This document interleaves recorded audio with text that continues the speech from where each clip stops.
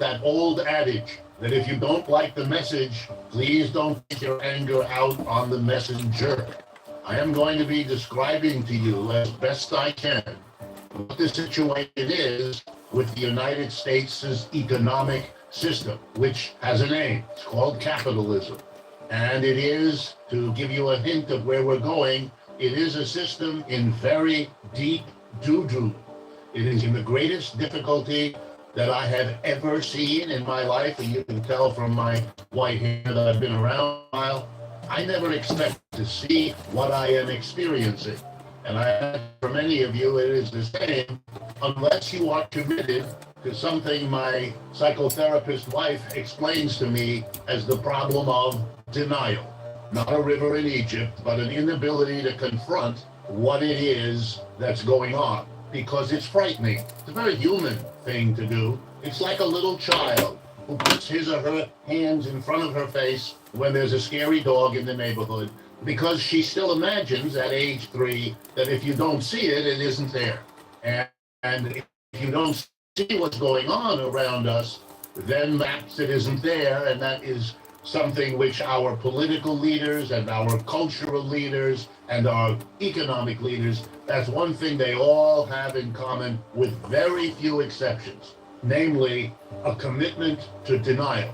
So my presentation today is going to try to break through all the mechanisms of denial that surround us in order to tell you what I think is going on.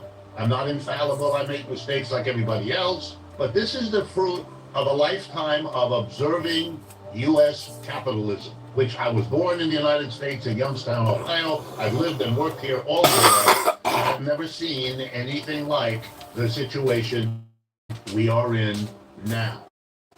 To give the framework and then jump in, I think the history of the world is a sequence. Persian, the Egyptian, the Chinese, I mean, I could go on. And they all have something in common. They are born usually out of the demise of another empire. They evolve and change over a period of time, running from a few decades to a few centuries, and then they die. They pass away. The most recent one, perhaps the most and best studied, was the British Empire, which, depending on how you want to count, goes from around the 16th century to the end of the 19th, more or less. So 3 or 4 centuries, depending on how you count.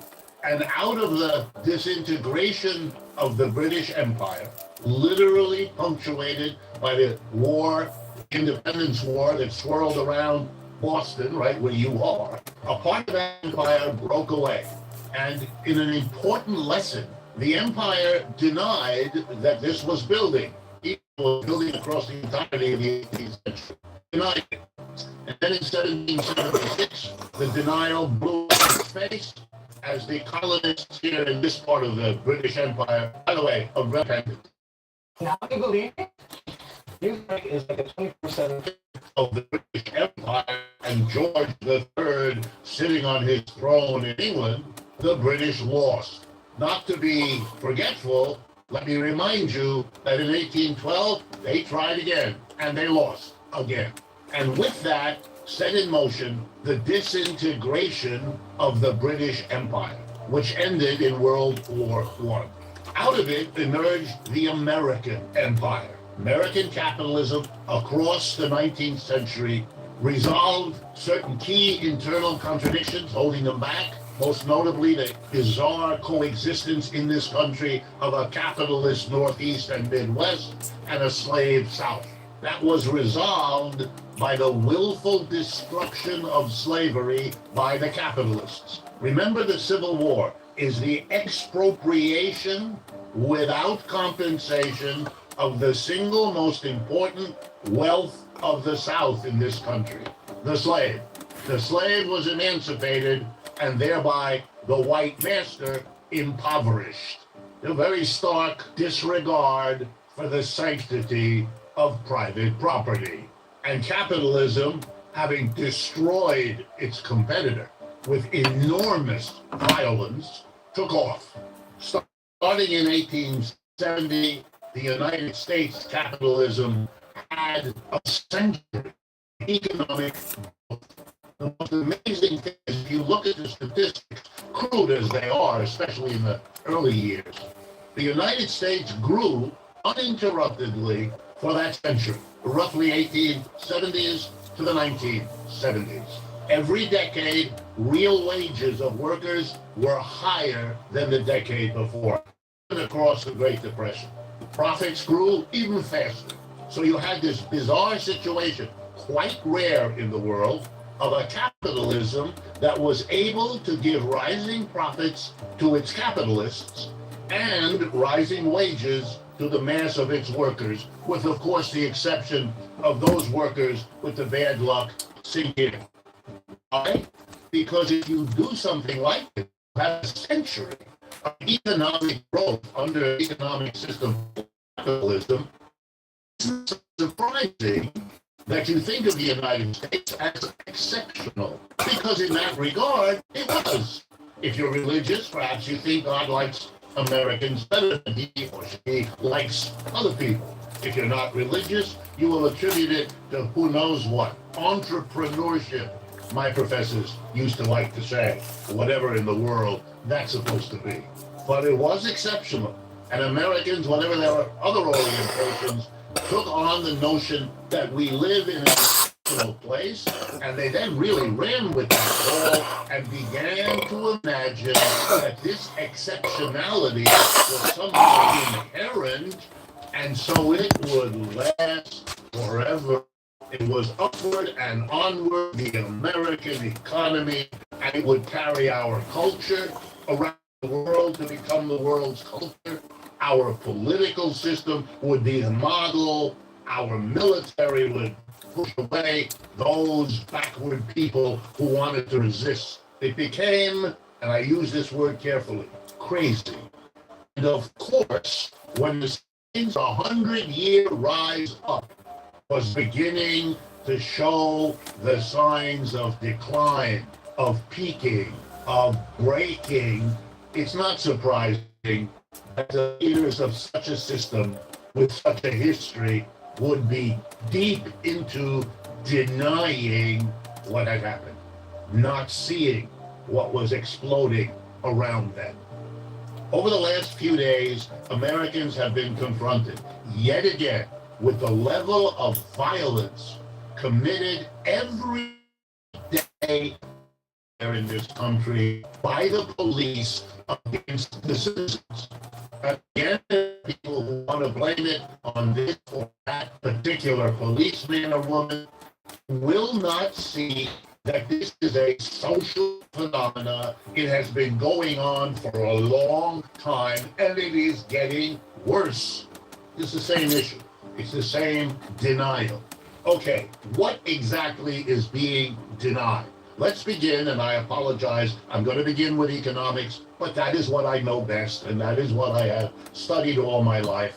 And so if I'm going to be useful to you, I want to share at first what I know best. Over the last 40 years, roughly 1980 to now, we have seen, and all economists of all political persuasions understand this and see it. We all use basically the same numbers, and with a few exceptions, of course, always we come to the same conclusion. Over the last 40 years, there has been a radical redistribution of wealth from the bottom and the middle to the top. And the more top you get, the top 10% have done really well. The top 5%, even better. The top 1%, even better than that. And the top 1/10 of 1%, the best of all. And you know that, because in our society, we adulate them. I'm talking about Bill Gates, or Elon Musk, or Warren Buffett, or fill in the blank. You know them. Our culture makes sure you know that. They became much richer. The top 10% became richer all across those 40 years. This was partly because, very important that you understand this, it was partly because we changed the tax laws in this country. We relieved tax to the middle and bottom. It was done by Republicans, it was done by Democrats. It didn't matter who was in the White House or who was controlling the houses of the Congress. The Democrats did it a little less quickly. the Republicans were a bit more intense. Speed varied, content did not. Even more important than the changes in taxes was the phenomena of the relationship between capital and people, employees on the other. As I've told you, real wages went up for a century. 1870s, 1970. What 1970 do I pick that? Now I can tell you, because that's real. Wages go up 10%, you might feel like all the prices they went up by 10%, you're no bigger money wage, and you were routed to money wages, use what's called wages understood in terms of what it can afford you to buy. Goods, services, food, clothing, shelter, entertainment, education, medical care, whatever. Real wages rose. In other words, the money wages workers had from 1870 to 1970 rose more than the prices did. So they really got more stuff that they could afford to buy. In the 1970s, that stopped, and it has never resumed.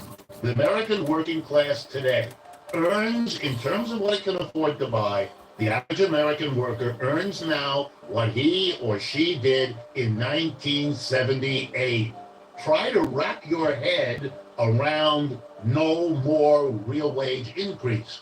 For a country that had enjoyed steady real wage rises for a century, this is a traumatic event. How is it handled in the United States? Denial. I won't embarrass you by asking how many of you know what I just said to be the case. How many of you have dwelt in your mind on what it might do to a population used to a rising wage when it is no longer available? There was no discussion at the time or since, no debate in this country what we do about all of this. Closest you got were vague gestures in which somebody says, gee, the middle class seems to be fading away, as if this were, I don't know, some sort of cosmic effect, or maybe the result of sunspots or allergies, or who knows what. But an analysis, either of why it happened or of what its consequences were, no, nothing serious. Well, let me tell you some of the results. Number one, by far the most important socialist, the women of the United States and had to go out and do wage-based homework. The only ones that had been doing that beforehand were black and brown women. They've long been doing it because they had to, and the poorest among the whites. But now suddenly, all the women, all the wives and mothers had to go out. There was no other way to sustain the fantasy of growth, of the American dream, of what had been experienced in the previous century. The second most important effect, Americans began to realize that the only way they could participate in further growth of consumption, the way they've been led to believe was somehow inherent in the American experience, besides sending their lives out to work, besides following a career as a worker in a factory, you could now go back to work and be a greaser at Walmart's. But beside that, you could borrow money. In the 1970s, the banks of the United States decided that the consumer, to whom they had never lent money before, they would now lend money to. In other words, the credit card, which until then American Express in the hands of rich people and businessmen, would now become socialized. Everybody's wallet would be crammed full of plastic cards. Live off them. And so the American working class, from around the 1970s to present, accumulated debt. We are a debt-ridden society in the way we never were before. We became pioneers. I covered wagons going west, but in what we could cram plastic in our wallets. All the growth in the last 40 years has been based on women's labor, women's earnings, and debt. Families have become much more complicated institutions to survive. We have the highest divorce rate in the world. We put our families under levels, but no, because we put them under impossible pressures, which blew up the family since the mother was what held the emotional life of 40 families together. And she was now as exhausted as her husband coming back from her hours of work.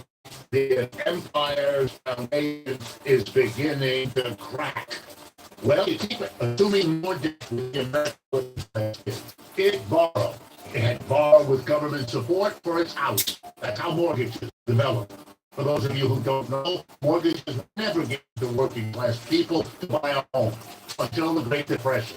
To get us out of the Great Depression, the government took the step of guaranteeing the mortgages so the banks could lend without risk. Otherwise, they wouldn't have put it in. The American Homeowner Society is a product of the government, not of private enterprise. Too greedy and too frightened to ever do it. Home loaning, then the car had to be paid for with loans because the working class couldn't afford it. Then the credit card to buy everything. And then in the last 20 years, a new debt is the college student. So by now the family is dying, floating in levels of debt it cannot support because the underlying wage didn't go up. Just the underlying wage didn't go up. It exploded. Cracks in the empire. This system is so committed to inequality that not only did it grow over the last 40 years, as wages stopped rising, of course, where would workers' income go? The computer, the robot, artificial intelligence, all of that. Workers' productivity goes up. Workers' wages are flat. Wages are what the employer gives you. Productivity is what you give the employer.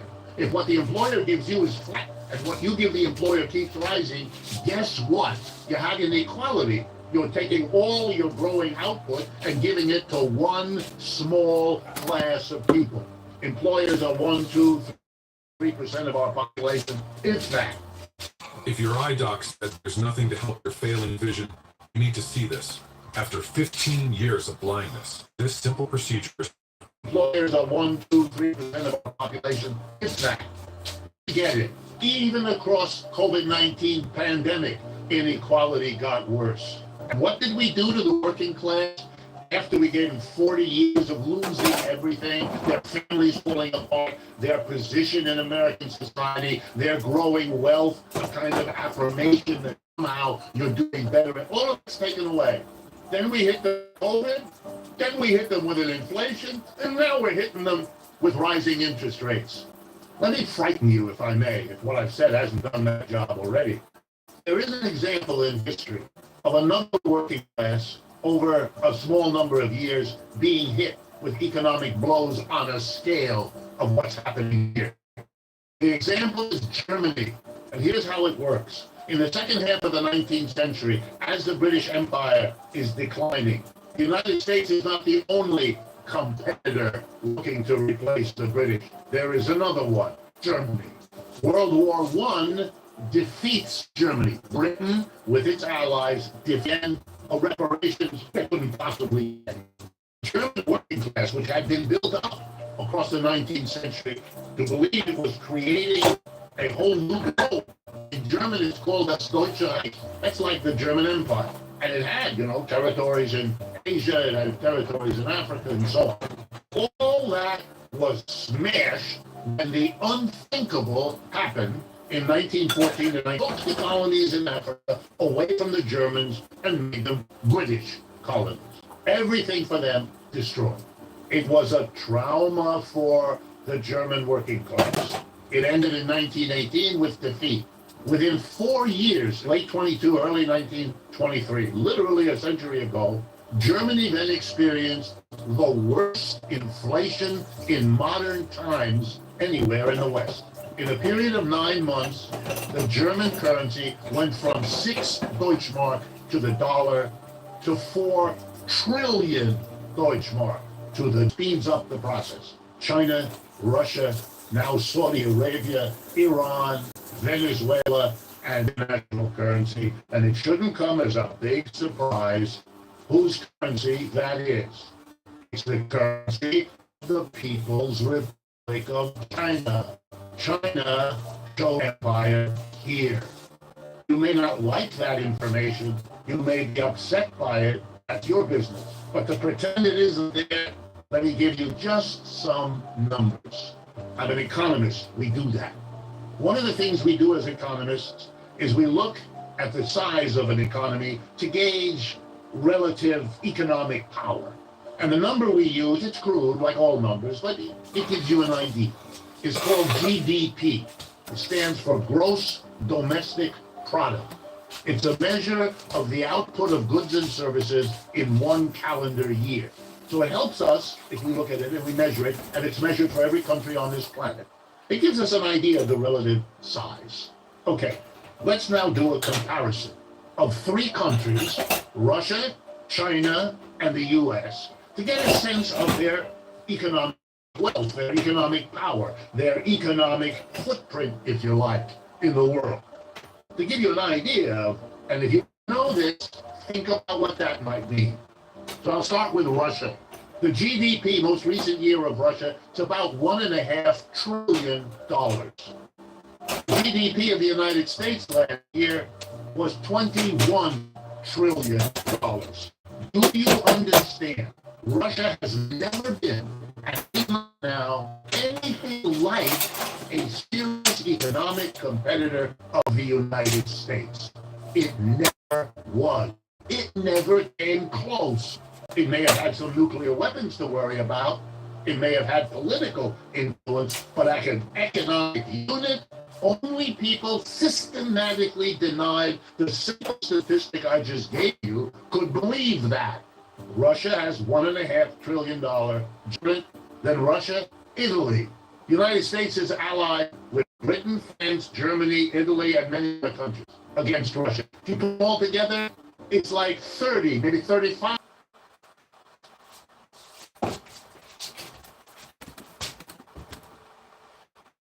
Warning. Don't believe AI trading hype until you watch this entire video. Hi, I'm Nicholson. I'm the president of Vantage Point. $5 trillion against Russia with 1.5. What are you talking about? A war? This is a war between David and Goliath. And you're not going to be happy that who is playing which role. Think about it. Now China. What's the GDP of China? Ready? $17.5 trillion. That's a competitor. Not Russia. China. That's the empire emerging. Not Russia. China. And why? Easy to explain. Over the last 25 or 30 years, annual growth of GDP, how fast is the economy growing? Here in the United States, 2%, maybe slightly more, 2.3%, somewhere in there. Let's be generous, 2 to 3%, US, average annual growth. China, average annual growth, 6 to 9%. End of conversation. That's why China went from being one of the poorest countries in the world to being a competitor of the United States, one of the richest. You know what it's like?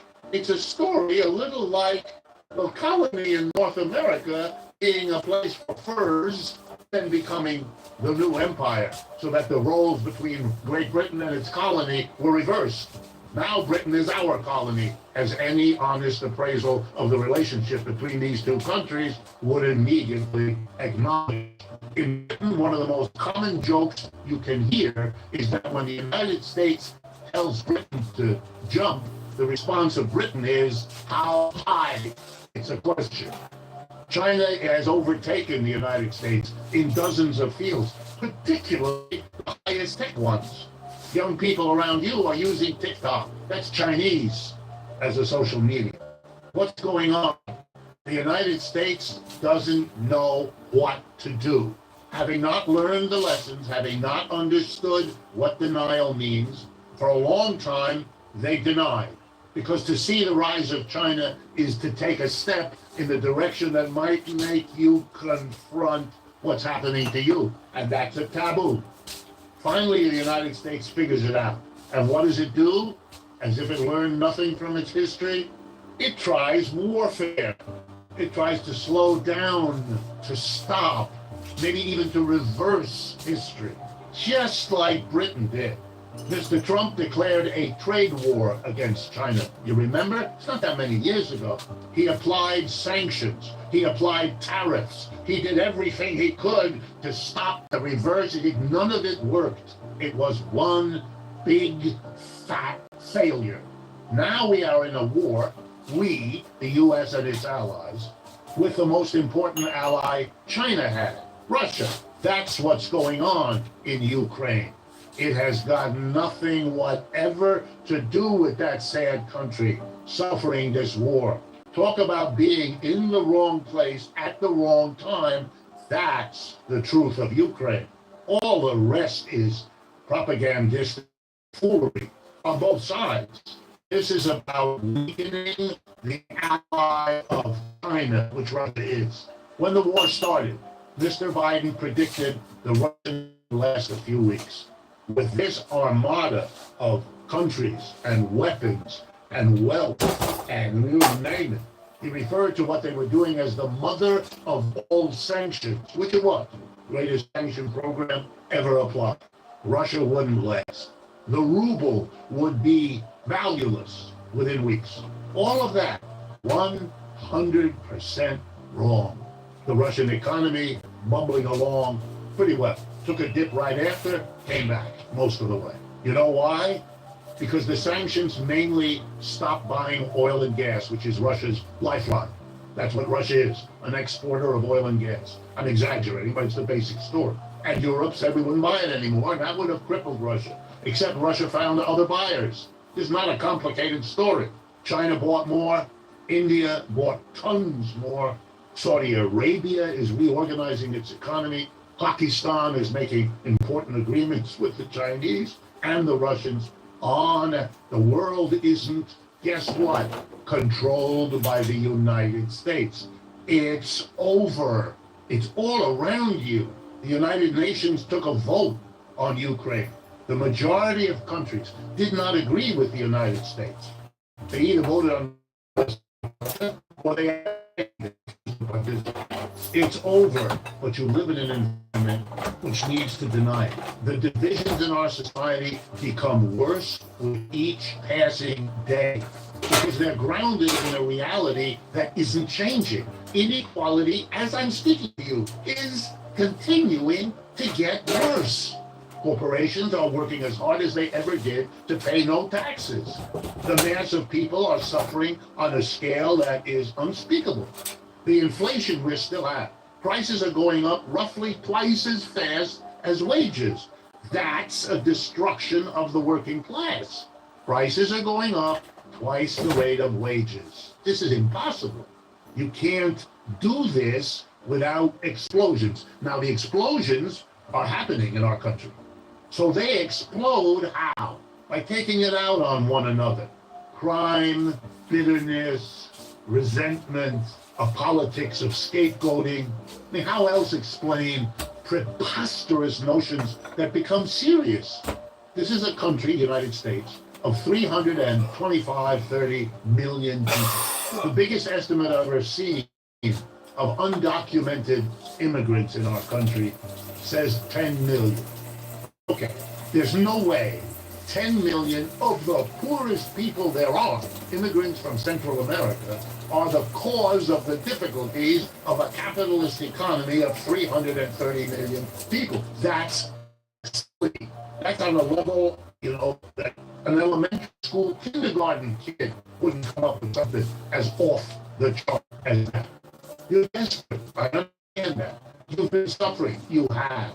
You have a right to be angry and upset. No question. You do. You have been screwed in this system, having been led to believe by those hungry that the opposite was waiting in store for you. Instead, you're being slapped and whacked and deprived with no end in sight. I teach at the university. I'm surrounded all the time with people in 18, 19, into their 20s. They are not happy, this generation. They don't see good jobs. They don't see good futures. They don't see any of it. They were led by their parents and this culture to expect what they now know they're not going to get. And they want some answers too. The most recent Gallup poll indicates that a majority of Americans polled randomly, 35 years of age and younger, when asked, would you rather live in a capitalist or a socialist economy, the majority say socialist. You know, ideological pressure against everything social that I grew up with. I'm a part of that. This is amazing that the points of view be listed like this. And when you talk to students, as I do about this all the time, I quickly learn the polling is correct. You're using if your goal is to lose belly fat, you need to use it right all the time. I learn the polling is correct. But it's not that they like socialism, they haven't known what it is. Those votes, that polling, is because they are angry at capital. They know that that system is not for them. Socialism, I mean, let's try that. But it's not that they like socialism. It's that they don't like capitalism. But that has to be free. I'm not making these numbers up. You can't come away from what I just said with an imagination. All is well in this empire. But I'm not done.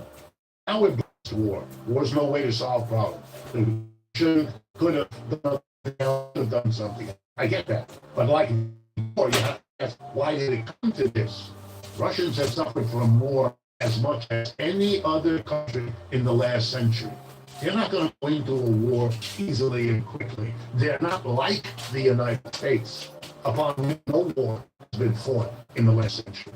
Both world wars killed more Russians than anybody else. They know. So why? You have to ask why. We don't. So let me end with military.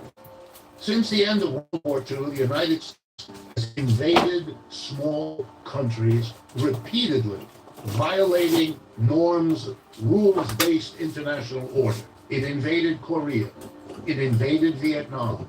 It invaded Iraq. It invaded Afghanistan. It lost all of them. The wars were lost. Korea, Vietnam, they all were lost. The Communist Party of Vietnam took over that country. The Taliban took over Afghanistan. I could go on. They lost. It didn't win. They lost. And if you look at the line between the Russians and the Ukrainians, it has moved westward. There is no question of who's winning and who's losing. Only in the minds of people committed to deny are these things going on. I'm not asking you to endorse either side in this war. I'm not asking you to endorse China or the Chinese system. I'm just asking you, and I do this with all my public speaking, I'm asking you, look at the reality you have in front of you. Don't be afraid. The danger lies in denial, not in facing it. And if we face it, there is a lesson to be learned from the British Empire. After 2 attempts to militarily force the United States back into the British Empire, after those 2 efforts had failed, the British Empire stopped trying and decided instead to try to work out a relationship with the United States, which it did. Not the greatest job, but did a pretty good job. The biggest waffle came in the U.S. Civil War when the British seriously considered siding with the South. They didn't, but they came close. After that, though, once they could see who won there, they went with the winner. A very courageous move once the war was over. But maybe we have to learn that we have to live with the People's Republic of China. It has virtues.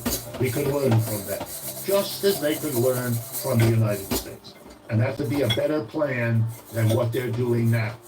The American 7th Fleet is in the China Sea. There is no Chinese fleet on our border.